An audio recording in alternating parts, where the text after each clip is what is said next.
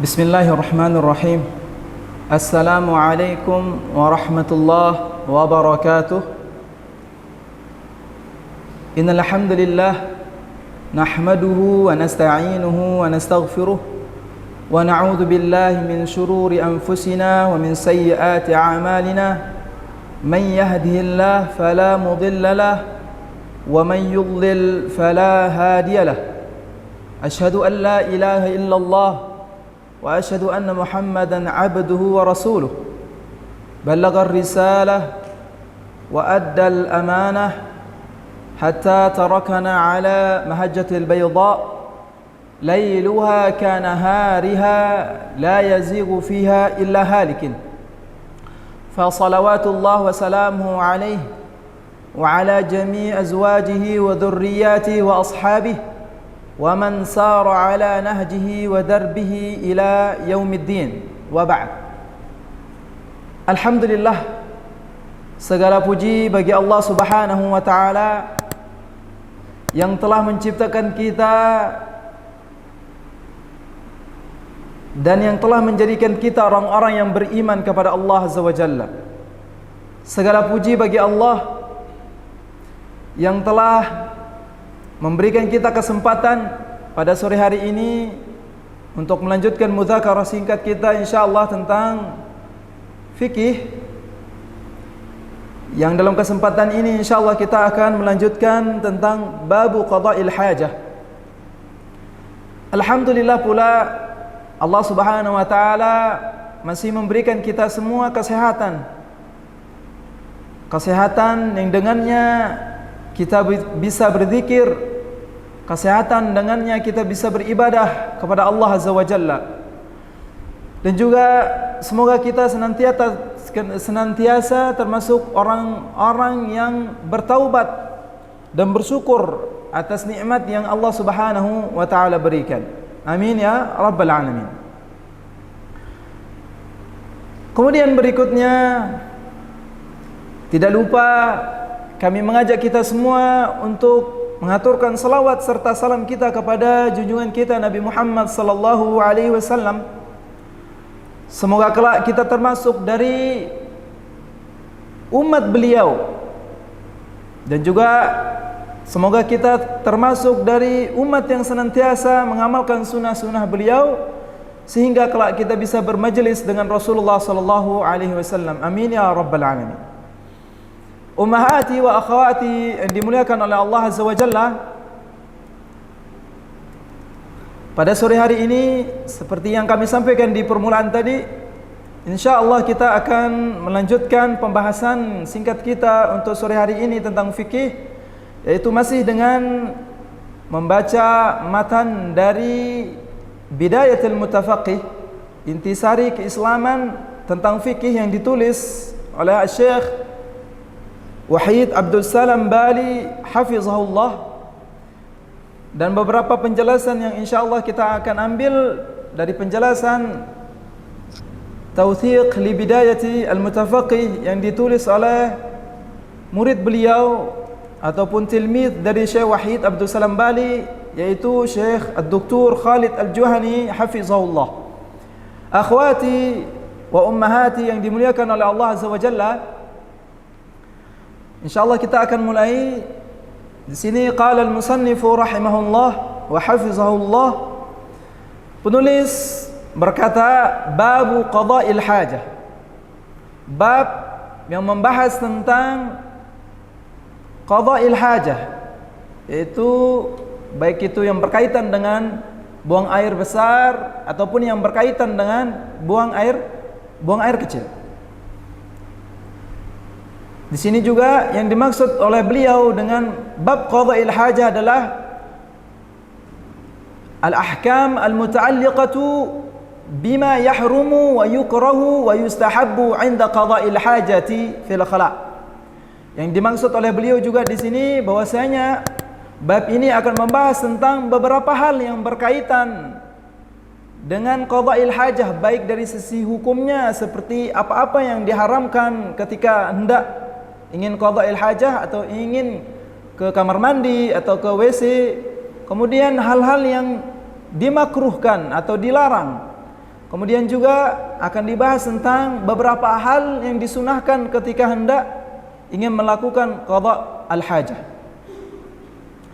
Qala al-musannifu hafizahullah wa fihi thalathatu dhawabit.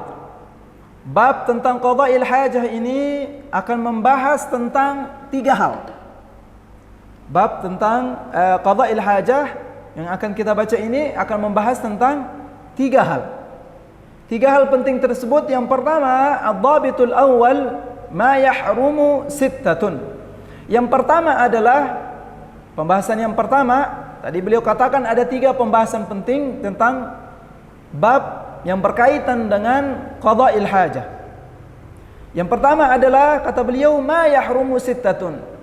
Pembahasan yang pertama, poin yang pertama yang harus kita ketahui tentang apa yang diharamkan ketika hendak qada'il hajah. Hendak ingin keluar atau izin ke belakang lah, bahasa kita seperti itu ya. Mau ke WC, mau ke kamar mandi, ada 6 hal yang dilarang. Apa yang 6 hal yang dilarang tersebut? Yang pertama kata beliau hafizahullah, istiqbalul qiblati wa istidbaruha bila hailin. Baik. Di sini yang pertama yang dilarang ketika hendak qada'il hajah, buang air besar maupun buang air kecil, yang dimaksud oleh beliau dengan hal yang diharamkan di sini adalah yaitu ma naha syari'u an fi'lihi ala sabilil hatmi wal ilzam. Apa-apa yang akan dilarang di sini yaitu apa yang dilarang oleh syari', yaitu Allah Subhanahu wa taala ala sabilil hatmi wal ilzam. Dilarang dalam konteks yang sangat tegas. Jadi Allah Subhanahu wa taala melarang ini, larangannya adalah sangat tegas. Bihaitsu yusabu tarikuhu imtithalan wa yastahiqu fa'iluhu iqab. Yang dimana jika kita meninggalkan larangan-larangan ini ya akan mendapatkan pahala karena kita meninggalkan larangan tersebut. Wa yastahiqu fa'iluhu al-iqab. Kemudian kebalikannya, jika melakukannya maka diancam apa? Ganjaran ataupun dosa gitu. Larangan-larangan tersebut atau hal-hal yang diharamkan tersebut ada 6 kata beliau. Yang pertama, istiqbalul qiblati wa istidbaruha bila hailin. Yaitu ketika hendak qada'il hajah, buang air besar maupun buang air kecil. Afwan, nanti ketika saya sebutkan kata-kata qada'il hajah, yang ana maksudkan di sini 2 hal, yaitu baik buang air besar ataupun buang air kecil ya. Yaitu dilarang ketika hendak qada'il hajah menghadap kiblat. Dilarang menghadap kiblat. Ini larang yang pertama ya. Haram yang pertama adalah menghadap kiblat dan membelakangi kiblat bila hailin, tanpa pembatas. Apa maksudnya? Qala Syekh, bila hailin ay satirun aw yahrumu istiqbalu wa istidbarul qiblati fi athna'i qada'il hajah. Jam'an baina haditsai Abi Ayyub wa Ibnu Umar. Kata beliau, yang dimaksud oleh Syekh bahwasanya Allah Subhanahu wa taala syariat kita melarang kita ketika hendak qada'il hajah menghadap ke kiblat, itu dilarang. Dan juga kebalikannya, membelakangi kiblat juga tidak boleh. Bila hailin, dengan syarat apa? Tanpa pembatas. Ini yang tidak boleh, tanpa pembatas. Sebagaimana hadis yang disampaikan atau yang dibawakan oleh Abi Ayyub Al-Ansari dan Ibnu Umar radhiyallahu anhuma.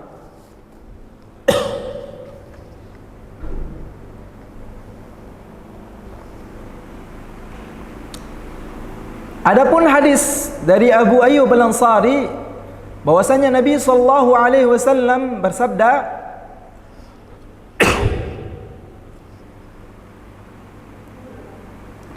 "Idza ataitumul ghaita fala tastaqbilul qiblata wa la tastadbiruha." Kata Nabi sallallahu alaihi wasallam, jika kalian hendak ingin qada'il hajah atau datang ke WC ataupun kamar mandi, ingin buang air besar, mau buang air kecil, jangan menghadap kiblat. Ataupun jangan membelakangi kiblat. Walakin syarriqu au gharribu. Tetapi hendaknya kalian menghadap ke timur ataupun menghadap ke barat. Konteks menghadap ke barat ataupun menghadap ke timur ini adalah khusus untuk ahli Madinah. Kalau konteks kita di Indonesia, karena arah kiblat kita kurang lebih menghadap barat kan? Berarti kalau konteks di Indonesia, walakin apa? Syammilu au jannibu. Tapi menghadaplah ke utara ataupun selatan. Kurang lebih seperti itu. Kalau konteks kita yang berada di Indonesia. Karena kalau kita menghadap ke barat dan kita membelakangi, dan juga kalau kita menghadap ke timur, itu tetap masuk dalam hadis ini, masuk dalam larangan Nabi Shallallahu Alaihi Wasallam. Tetapi kalau di Indonesia, maka hendaklah menghadap ke utara atau menghadap ke selatan, seperti itu. Ini larangan Nabi Shallallahu Alaihi Wasallam untuk menghadap kiblat ataupun membelakangi kiblat ketika qada'il hajah. Kemudian hadis Ibnu Umar yang dimaksudkan oleh Syekh di sini bahwasanya Nabi Muhammad sallallahu alaihi wasallam bersabda, an Ibnu Umar qala raqitu ala baiti ukhti. Diriwayatkan bahwasanya Ibnu Umar bercerita bahwasanya suatu ketika beliau pernah naik ke rumah saudarinya, yaitu Hafsah. Dan kita ketahui bahwasanya Hafsah adalah salah satu ummahatil mukminin, salah satu dari istri-istri Rasulullah sallallahu alaihi wasallam, Hafsah. Dan Hafsah adalah kakak dari Ibnu Umar radhiyallahu anhuma.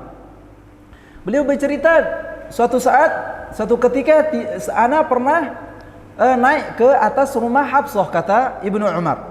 Faraitu Rasulullah sallallahu alaihi wasallam qa'idan li hajatihi mustaqbil asy-Syami mustadbir al-qiblah. Kemudian beliau bercerita melanjutkannya, waktu itu ketika saya di atas rumahnya Hafsah, kata beliau Ibnu Umar, saya melihat Rasulullah sallallahu alaihi wasallam sedang duduk untuk qada'il hajah dan beliau menghadap ke Syam dan membelakangi kiblah.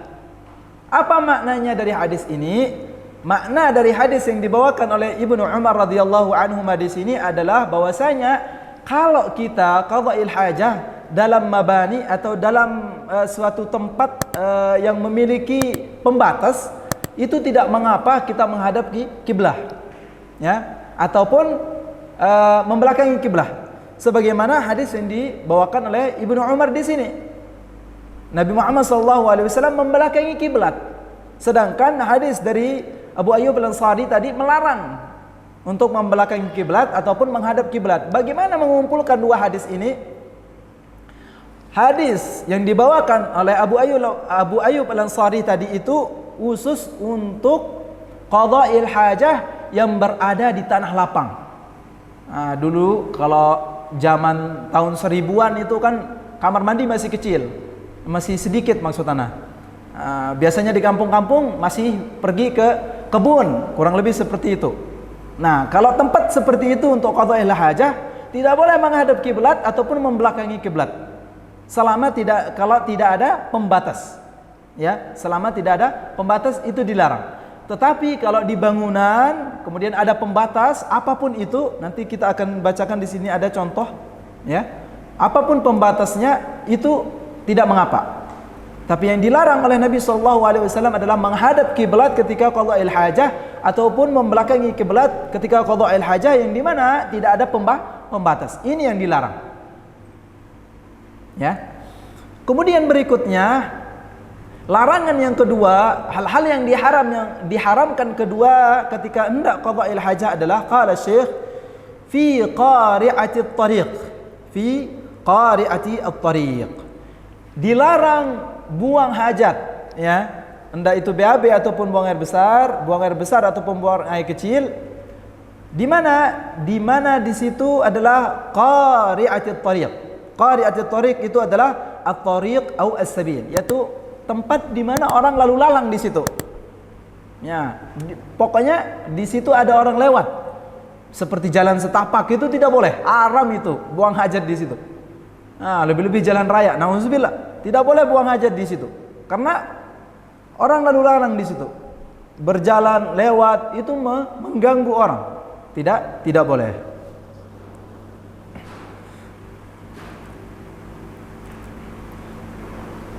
Kemudian berikutnya, fi qari'atit tariq wa zilli wa mawaridin nas.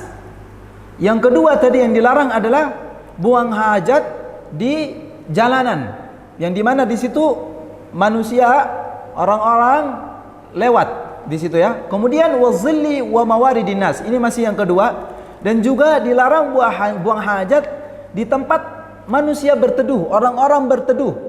Nah, kalau di konteks kita sekarang mungkin kita bisa misalkan seperti halte, iya, tempat pangkalan ojek. Di situ kan orang berteduh. Kalau hujan misalnya orang bisa berteduh ke situ. Nah, di situ tidak boleh membuang hajat di situ. Dan juga mawaridin nas, yaitu tempat air itu mengalir. Ya, jadi yang kedua dilarang buang hajat di jalanan yang dipakai oleh orang-orang berjalan lalu lalang. Kemudian tempat yang tempat berteduh, kemudian tempat air ataupun orang-orang masyarakat mengambil air di situ ya. Mawaridun nas, mawarid itu artinya adalah sumber air ya. Kalau di sini di tempat kita kan banyak itu ya, airnya datang dari sana, misalnya satu aliran. Nah, satu aliran air di mana air itu digunakan untuk mandi, untuk mencuci baju. Nah, haram, dilarang kita buang hajat di situ. Sayang sekali. Masa ujung di sana buang air, kemudian yang di ujung sana nauzubillah ngedapatin warna kuning, warna hijau. Nauzubillah, itu tidak boleh. Haram, dilarang. Itu yang kedua. Kemudian qala Syekh, yang ketiga yang dilarang adalah wastul qubur. Buang hajat di kuburan. Baik itu di tengahnya, di sampingnya, tidak boleh buang hajat di kuburan. Sebagaimana sabda Rasulullah sallallahu alaihi wasallam, "Ma ubali awastus suqi qadaitu hajati aw wastal qubur." Aku tidak peduli, kata Rasulullah.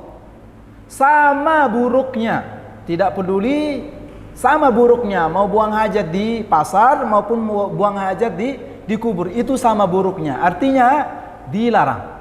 Bahwasanya mumtaz.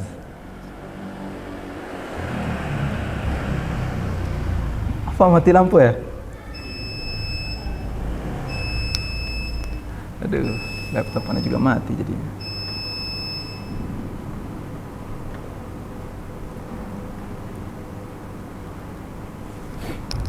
Bismillah. Intermezzo bentar. Baik. Baik, kita lanjutkan. Sebentar. Ini laptopnya mati. Baik. Mati lampu, Ustaz? Tadi mati lampu ya? Kita lanjutin, nggak apa-apa. Kita sampai Taqul mala'in Baik. Larangan yang ketiga, kata Syekh di sini bahwasanya dilarang buang hajat di kuburan, ya. Sebagaimana sabda Rasulullah sallallahu alaihi wasallam, "Ma ubali awastul quburi qadaitu hajati aw wasal awastu suqi qadaitu hajati aw wasal qubur." Aku tidak peduli, kata Rasulullah sallallahu alaihi wasallam, sama buruknya, sama dilarangnya mau buang hajat di kuburan ataupun buang hajat di pasar. Itu dilarang. Itu larangan yang ketiga, ya. Hal yang diharamkan yang ketiga adalah dilarang buang hajat di kuburan. Nah, dimasuk juga di sini di pasar. Baik, yang keempat, qala Syekh fil ma'ir rakid, ya. Larangan yang keempat, ya. Larangan keempat ini dilarang seseorang buang hajat di air yang tidak berjalan atau tidak mengalir.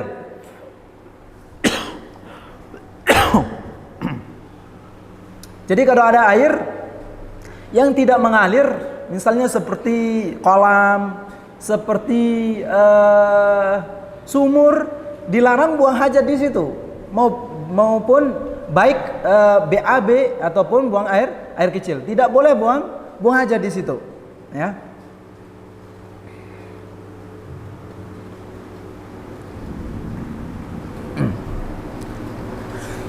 Larangan tentang buang hajat di air yang tidak mengalir adalah dalilnya adalah sabda Rasulullah sallallahu alaihi wasallam, la yabulanna ahadukum fil ma'id daim. Jangan ada di antara kalian yang buang hajat di air yang daim, yang tetap, yang tidak mengalir. Nah, itu artinya air ad-daim. Tsumma yagtasilu fi atau yagtasilu min. Kemudian dia mandi di situ. Jadi mau buang air besar maupun buang air kecil tetap dilarang. Seperti kolam, seperti sumur, dilarang. Selama air itu tidak mengalir, maka tidak boleh. Kemudian yang kelima, larangan yang kelima bagi orang yang buang hajat adalah fil masjid. Ya, ini larangan buang air hajat atau buang hajat di masjid. Ya, dilarang buang hajat di masjid. Apa dalilnya? Ini adalah ijma' dari semua ulama, konsensus dari semua ulama. Masjid itu tempat apa? Tempat berzikir, tempat salat, tempat membaca Al-Quran. Kemudian ada yang buang air hajat atau buang hajat di situ. Nauzubillah. Ya, ini dalilnya semuanya kita pernah mendengar bahwasanya seorang A'rabi, ya, orang Badui, ya, kalau kita gitu, pernah datang ke masjidnya Rasulullah sallallahu alaihi wasallam. Kemudian namanya orang Badui, orang kampung. Langsung apa? Buang air di situ, buang air kecil. Kemudian para sahabat pada saat itu marah karena ini masjid. Bisa-bisanya enggak ada ngerasa malu, enggak ada rasa takut gitu. Kok dia buang air hajat di situ atau buang hajat di situ? Kemudian Rasulullah sallallahu alaihi wasallam mengatakan apa? Da'u, biarkan dia selesaikan dulu hajatnya. Kemudian setelah selesai barulah Rasulullah sallallahu alaihi wasallam menasihatinya bahwasanya masjid ini tempat salat, tempat berzikir, tempat ibadah, bukan untuk qada'il hajah. Nah, hadis ini, cerita inilah yang menjadi dasar dan merupakan ijma' para ulama bahwasanya tidak boleh masjid itu digunakan untuk qada'il hajah. Tentu maksudnya adalah ya di dalamnya, kalau ada masjid kemudian ada WC, ya itu tidak apa-apa. Ya, jadi kalau ada teman-teman yang bilang mau ke mana buang air besar, di mana? Di masjid. Ya, jangan salah paham. Maksudnya mungkin di WC-nya. Nah, gitu. Karena rata-rata kan sekarang WC itu ada di masjid, ya. Nah, ini yang dilarang adalah buang hajat di tempat orang itu sholat, ya. Tidak boleh. Itu yang kelima. Kemudian yang terakhir, ya. Yang terakhir, hal yang dilarang, yang tidak dibolehkan, yang diharamkan ketika seseorang hendak buang air hajat atau qada'il hajah adalah al-istinja'u bi rauthin au azmin au ta'amin. Tidak boleh ataupun diharamkan seseorang, ya, istinja. Istinja itu izalatu an-najwah, ya, membersihkan kotoran atau bersuci. Dengan apa? Tidak boleh seseorang bersuci dengan kotoran juga. Seperti kotoran kambing, seperti kotoran sapi yang kering misalnya. Wah, ini kering, ini kita istinja dengan kotoran ini aja. Tidak boleh. Haram itu, tidak boleh. Atau juga istinja atau bersuci dengan azam atau azmin, yaitu tulang. Tidak boleh juga bersuci dengan tulang ataupun juga dengan makanan atau ta'amin. Tidak boleh juga dengan makanan. Jadi benda yang digunakan untuk bersuci yang diharamkan itu ada 3, yaitu apa?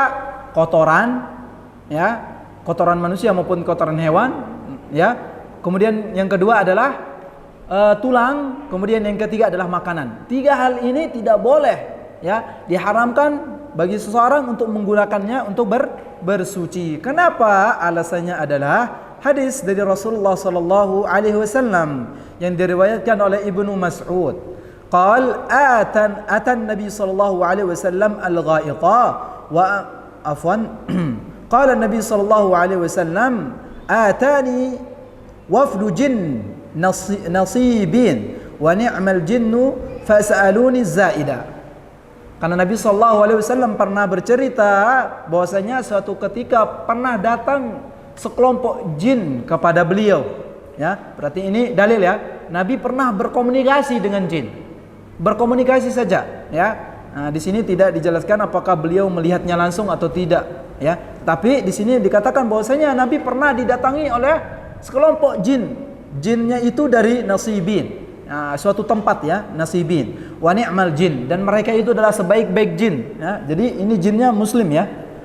Kemudian fas'aluni zat. Kemudian ketika segerombolan jin ini atau sekelompok jin ini datang kepada Nabi meminta bekal kepada Nabi sallallahu alaihi wasallam. Fada'utullaha lahum alla yamurru bi'azmin wala birawthatin illa wajadu 'alaiha ta'aman. Kemudian Nabi sallallahu alaihi wasallam pun mendoakan mereka, ya. Apa? Mendoakan mereka kepada Allah Subhanahu wa taala bahwasanya jin-jin yang ada di atas muka bumi ini tidaklah mereka menemukan kotoran, kemudian tidaklah mereka menemukan tulang, kemudian disebut ya di atasnya nama Allah, yaitu menyebut nama Allah di tulang ataupun di kotoran tersebut, maka dia akan menjadi makanan. Nah, ini tidak perlu dipraktekkan. Ini khusus untuk jin ya. Jadi kalau jin itu makan gampang, ya, instan gitu, nggak perlu orderan di GoFood. Caranya gimana? Mereka tinggal mengambil tulang ataupun kotoran, kemudian disebut nama Allah Subhanahu wa taala, jadi KFC. Nah, seperti itu, kurang lebih seperti itu. Nah, jadi nah begitulah ya, jin itu dimudahkan oleh Allah Subhanahu wa taala. Jadi larangannya di sini ya, alasan bahwasanya Nabi Muhammad sallallahu alaihi wasallam melarang kita bersuci atau beristinja dengan kotoran, kemudian dengan makanan, kemudian dengan tulang, adalah bahwasanya tulang dan kotoran tersebut adalah bagian bagi saudara kita yang dari jin, ya. Jadi itu, kalau tulang dan kotoran itu biarkanlah bagian jin. Nah, itu. Kemudian ad-dhabitus tsani. Kemudian pembahasan yang kedua, qala Syekh ma yukrahu arba'ah. Pembahasan yang kedua yang berkaitan dengan pembahasan kita, yaitu qadha'il hajah, adalah tentang hal-hal yang dimakruhkan. Ya, yang kedua adalah hal-hal yang dimakruhkan di dalam qadha'il hajah itu ada 4. Akhwati wa ummahati yang dimuliakan oleh Allah Azza wa Jalla, apakah yang dimaksud dengan makruh? Makruh itu secara bahasa adalah lawan kata dari mandub. Ya, di sini Syekh mengatakan lughatan diddul mandub, lawan kata dari sunnah. Ya, lawan kata dari sunnah. Sedangkan secara syar'i ataupun secara istilah, ya, makruh adalah ma naha syari'u an fi'lihi laisa ala sabilil hatmi wal ilzam. Apa yang dilarang oleh Allah Subhanahu wa taala, ya. Nah, ini perlu digarisbawahi ini. Jadi makruh itu masih dilarang. Ya, ma naha syari'u, apa yang dilarang oleh Allah Subhanahu wa taala, namun ala sabil laisa ala sabilil hatmi wal ilzam. Namun larangannya tidak terlalu kuat ataupun tidak terlalu bisa kita bahasakan di sini, larangannya hanya sebatas larangan yang tidak apa bahasanya ya? Kita tidak terlalu diperintahkan untuk meninggalkannya, tapi tetap dilarang. Itu namanya makruh. Bihaitu yusabu tarikuha imtithalan, yang dimana kalau kita meninggalkannya maka kita mendapatkan pahala, ya, maka kita mendapatkan pahala. Itu makruh. Wala yu'aqibu fa'iluha wa in kana maluman, dan makruh itu kalau kita mengerjakannya tidak mendapatkan dosa, tetapi apa? Wa in kana maluman, tapi tetap malum, dia dicela, dibenci, seperti namanya makruh, dibenci. Bahkan kalau kita belajar usul ya, sedikit ini di dalam kitab Nihayatul Usul yang ditulis oleh Imam An-Asnawi, di situ dijelaskan makruh itu lebih condong kepada yang dilarang atau tidak sih, maksudnya ditinggalkan atau tidak. Jadi yang lebih afdal menurut jumhur di situ bahwasanya makruh itu yang lebih tepat, yang lebih afdal itu adalah ditinggalkan. Nah, ini perlu ya, kita ketahui, bukan berarti makruh wah boleh dikerjakan, tidak. Makanya dinamakan makruh, dibenci, sebaiknya ditinggalkan. Apa hal-hal yang dilarang tersebut?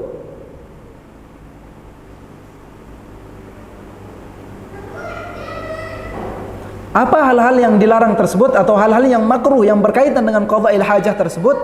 Yang pertama, qala Syekh al-kalamu atna qada'iha.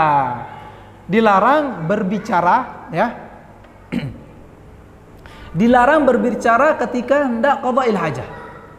Dilarang berbicara ketika hendak qada'il hajah. Nah, ini larangan. Kalau di kampung-kampung nauzubillah ya, kadang ada yang qasidahan, kadang ada yang baca syair, ngapal syair malahan di dalam WC, berkreasi di dalam WC. Itu dilarang, tidak boleh, ya. Tidak boleh berbicara terlalu banyak. Bahkan di dalam kitab Safinatun Najah kalau kita baca itu terlalu lama, bahkan di dalam WC itu dimakruhkan. Ya, karena WC itu afwan, akramani Allah wa iyyakum, adalah tempatnya setan, tempatnya jin, sarangnya, markasnya. Jadi jangan terlalu nyaman di WC ya.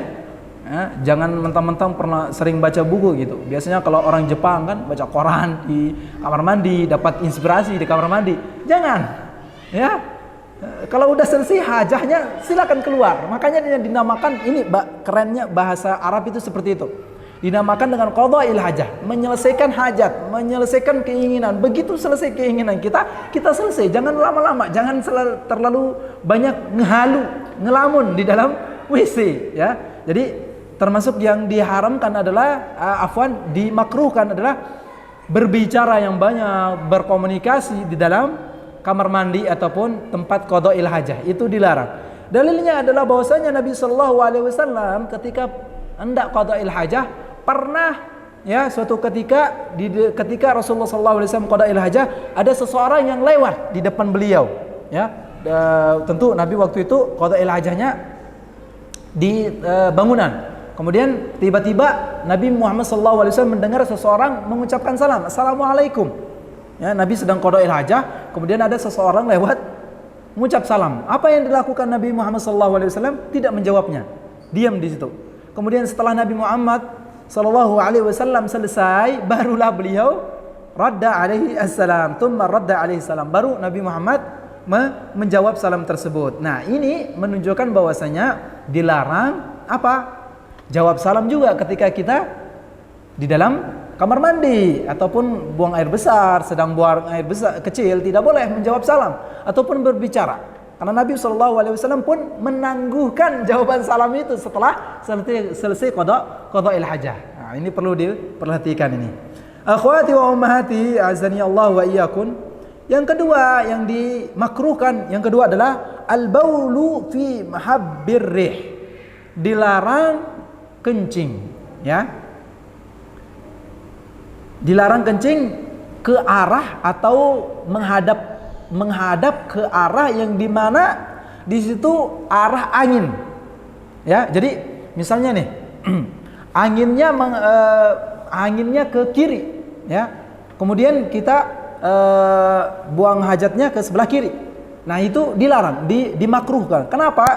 Di sini dalilnya adalah sadduz dzari'ah atau sadduz dzara'i', menutup kemungkinan-kemungkinan yang tidak diinginkan. Apa? Kalau kita buang hajat, akramani Allah wa iyyakum, afwan. Kalau kita buang hajat, yaitu buang air kecil menghadap ke arah angin, itu dikhawatirkan nanti kita kena najisnya. Ya. Bisa ditiup angin nanti, kemudian kotor baju kita, kotor gamis dan lain sebagainya. Nah, itu alasan dimakruhkannya kita buang air kecil menghadap ke arah angin. Ya, jadi sebaiknya kira-kira di mana arah angin. Nah, tentu ini kalau ini ya dibuang air kecil yang yang bukan di bangunan. Kalau di bangunan kan kedap angin gitu, bahkan kedap suara kadang.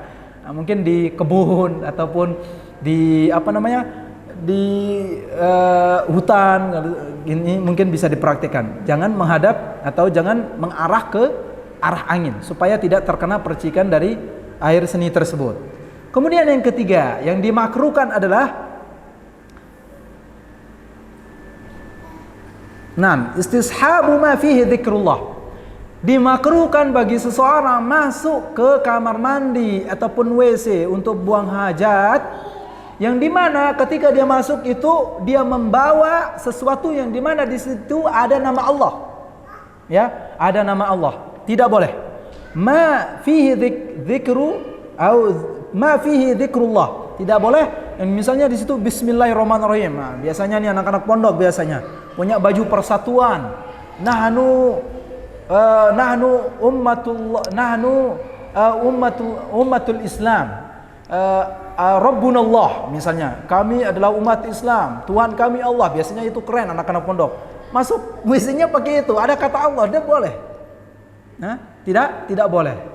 Baik di pakaian, di cincin ya, biasanya di cincin ya. Ada misalnya di sini tulisannya Allah. Nah, seperti Rasulullah SAW dulu diriwayatkan beliau punya cincin. Dan tulisan cincinnya itu adalah Muhammadun Rasulullah. Muhammad adalah utusannya Allah. Di situ ada nama Allah, tidak boleh dibawa ke kamar mandi. Rasulullah apa yang dilakukan? Beliau yakhla khatamahu, beliau membuka cincinnya. Nah, ini perlu diperhatikan. Kemudian yang keempat, al-istinja'u bil yamin. Yang keempat adalah hal yang dimakruhkan adalah beristinja, bersuci dengan tangan kanan. Ya, tentu ini bagi yang bisa ya. Kalau yang kidal ya, afwan. Kalau yang kidal ya mungkin itu istisna ya. Itu pengecualian. Nah, kalau kita yang akramani Allah wa iyyakum yang masih diberikan kesehatan, masih diberikan bisa lah, mampu lah ya untuk bersuci, beristinja dengan tangan kanan, maka di sini istinja bil yamin, tidak boleh beristinja dengan tangan kanan. Kalau masih bisa dengan tangan kiri maka lakukan. Mungkin ada yang kebalikan daripada itu, itu istisna ya, mungkin karena ada kelainan maka itu keluar dari ini. Ala kulli hal, yang dimakruhkan di sini adalah beristinja dengan tangan kanan. Karena tangan kanan itu dilakukan untuk atau digunakan untuk hal-hal yang positif atau hal-hal yang menyenangkan. Sebagaimana ya hadis yang dibawakan oleh Aisyah radhiyallahu anha, bahwasanya beliau berkata bahwasanya Nabi Muhammad sallallahu alaihi wasallam ya yuhibbut tayammun, cinta, senang sesuatu yang mulai dari kanan. Ya. Ini di sesuatu yang baik. Kalau yang qada'il haja, membersihkan kotoran, jangan pakai yang kanan, tapi adalah pakai yang kiri. Jadi kesimpulannya, yang keempat yang dimakruhkan adalah tidak boleh bersuci dengan tangan kanan, tapi gunakanlah tangan kiri. Kemudian pembahasan yang ketiga atau pembahasan yang terakhir yang berkaitan dengan qada'il hajah. Qala Syekh ad-dhabitu tsalitsu ma yustahabbu thalathah. Akhwati wa ummahati yang dimuliakan oleh Allah Azza wa Jalla, yang ketiga adalah hal-hal yang disunahkan ketika hendak qada'il hajah. Ya, hal-hal yang disunahkan ketika hendak qada'il hajah, kata Syekh di sini hafizahullah, ada tiga. Ya, yang disunahkan ketika hendak qada'il hajah itu ada tiga. Yang pertama apa? Al-basmalatu wal isti'adatu qabla ad-dukhul, yaitu membaca basmalah. Basmalah itu adalah bismillah ketika hendak masuk ke kamar mandi ataupun WC ya. Wal isti'adah, dan meminta perlindungan. Isti'adah apa doanya? Yaitu doa ketika hendak masuk kamar mandi. Allahumma inni a'udzubika minal khubuthi wal khaba'ith.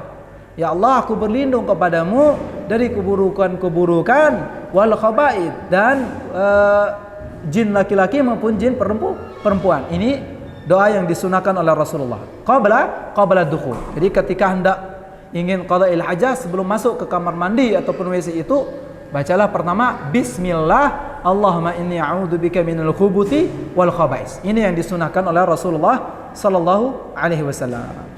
Kemudian sunnah yang kedua, taqdimur rajulil yusra fid dukhuli wal yumna fil khuruj. Sunnah yang kedua adalah ketika hendak masuk ke tempat qada'il hajah, hendaknya mendahulukan kaki yang kiri. Kalau masuk nih, mendahulukan kaki yang kiri dulu yang masuk. Kalau keluar kebalikannya, ya.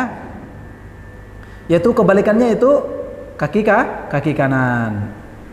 Ini sunnah yang kedua. Sunnah yang kedua adalah ketika hendak masuk di tempat qada'il hajah, mulailah dengan kaki kiri. Kemudian kalau keluar, mulailah dengan kaki kanan. Kemudian yang terakhir, sunnah yang ketiga, qala Syekh qaulu ghufranaka ba'dal khuruj. Yang ketiga sunnahnya adalah membaca doa ghufranak. Ampunanmu wahai Tuhan kami. Itu dibaca ketika keluar ataupun selesai keluar dari tempat qada'il hajah. Ya.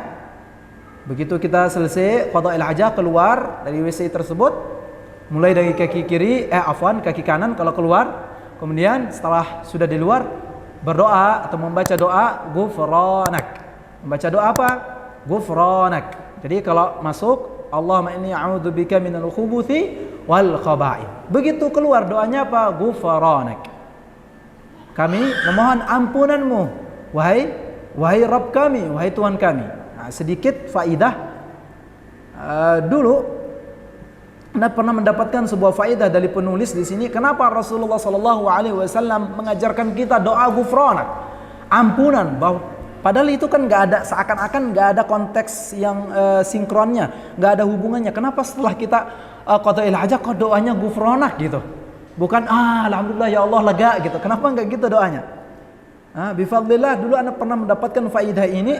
Syekh di sini pernah menyampaikan, Syekh Wahid ya penulisnya di sini, beliau katakan bahwasanya para ulama ya mengambil hikmah bahwasanya Rasulullah SAW mengajarkan kita doa ghufranak, meminta ampunan ketika setelah selesai qada'il hajah itu adalah sindiran bagi kita semua. Sindiran bahwasanya sebenarnya setiap urusan kita, detik-detik kita di dalam kehidupan itu selalu berhubungan dengan Allah, selalu bersambung dengan Allah. Baik zikirnya, salatnya, kemudian taubatnya, istighfarnya terus bersambung kepada Allah. Makanya ketika kita masuk ke dalam WC itu kan kita tidak boleh membaca Al-Quran, tidak boleh ngaji, tidak boleh murajaah di dalam WC. Itu seakan-akan kita tidak terhubung dengan Allah. Maka setelah kita keluar, setelah kita qada'il hajah, kita minta ampun kepada Allah Subhanahu wa taala karena kita tidak pernah berzikir kepada Allah selama di dalam WC tersebut. Nah, itu hikmahnya kenapa Nabi Muhammad SAW mengajarkan kita doa ghufranak setelah qada'il hajah. Karena ketika dalam qada'il hajah kita tidak bisa berzikir. Jadi seakan-akan hubungan kita dengan Allah Subhanahu wa taala terputus sementara. Maka kita memohon ampun, ghufranak. Kami mohon ampun wahai Allah. Karena tadi kami pernah qada'il hajah, kemudian kami tidak bisa berzikir kepadamu, tidak bisa mengingat, tidak bisa murajaah dan lain sebagainya. Itu faedah yang pernah Anda dapatkan dari penulis. Ini yang berkaitan atau pembahasan yang berkaitan dengan qada'il hajah ada 3 hal tadi ya. Yang diharamkan ya, yang diharamkan ada 6 hal. Kemudian hal yang disunnahkan. Yang kedua adalah yang dimakruhkan. Yang dimakruhkan ada 4 hal. Kemudian yang disunnahkan ada 3 hal. Itu yang berkaitan dengan pembahasan kita tentang qada'il hajah pada sore hari ini.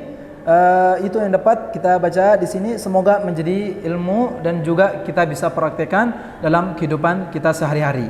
Dan sejatinya ini adalah bentuk sempurnanya agama Islam ya. Dulu suatu saat diriwayatkan seorang Yahudi pernah datang ke Salman Al-Farisi, kagum dengan ajaran Islam. Saking kagumnya beliau bertanya, apa benar Nabi kalian itu mengajarkan sampai sesuatu yang sangat sensitif, sesuatu yang afwan, jorok bagi kita gitu, sampai mengajarkan adab-adab qada'il hajah? Jawaban Salman, na'am, 'allama nabiyyuna kull syai' hatta al-khira'ah. Ya, Nabi Muhammad SAW mengajarkan kami segala sesuatu sampai perkara qada'il hajah. Ini menunjukkan tentang syama'il atau syamal ad-din al-Islam, tentang sempurnanya agama Islam. Semoga kita bisa mengamalkan apa yang tadi kita baca dan juga bisa menjadi ilmu baru ataupun kalau pernah kita dengar, semoga menjadi mudzakarah dan murajaah bagi kita. Sallallahu ala Rasulillah. Kalau ada pertanyaan kami persilahkan.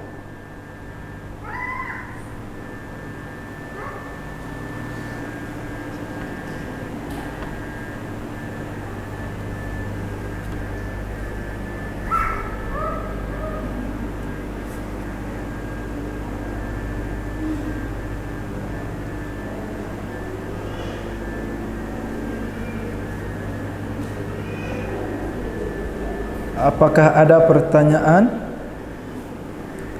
atau ingin ditanya? Pengen dites.